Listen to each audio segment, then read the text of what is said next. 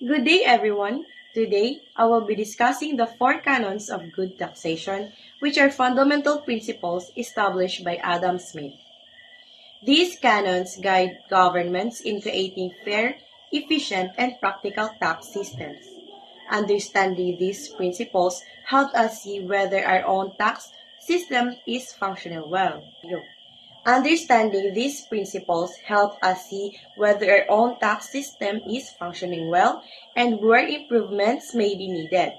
The four canons include equity, certainty, convenience, and economy. Let's go through each one with clear explanations and examples. The first canon is equity. This principle means that taxes should be based on the taxpayer's ability to pay. In other words, those who earn more should contribute more, while those who earn less should pay a smaller amount. For example, a high-income professional pays a higher percentage of their income compared to someone earning minimum wage.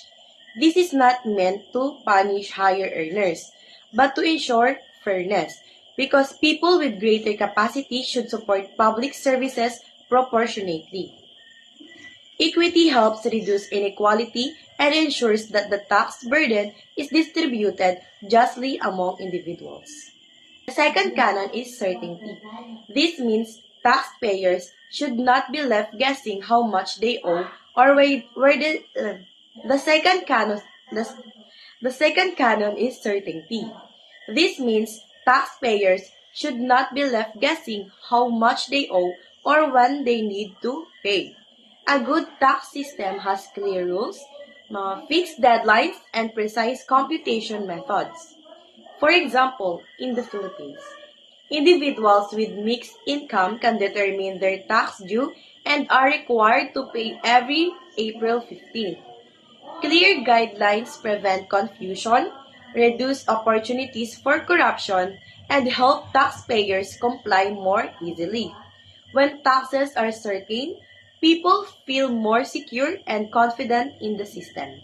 The third canon is convenience. Taxes should be collected at a time and in a manner that is easiest for the taxpayer.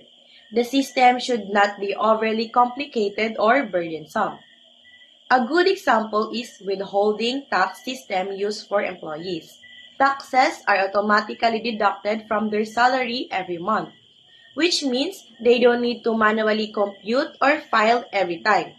This helps ensure people pay when they actually receive income, increasing compliance and reducing stress. Convenience encourages voluntary participation and makes the process more taxpayer-friendly.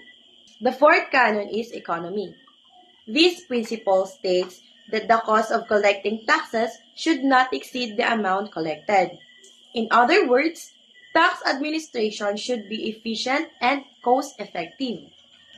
For instance, the government's adoption of online tax filing and electronic payment system reduces paperwork, manpower, and administrative expenses.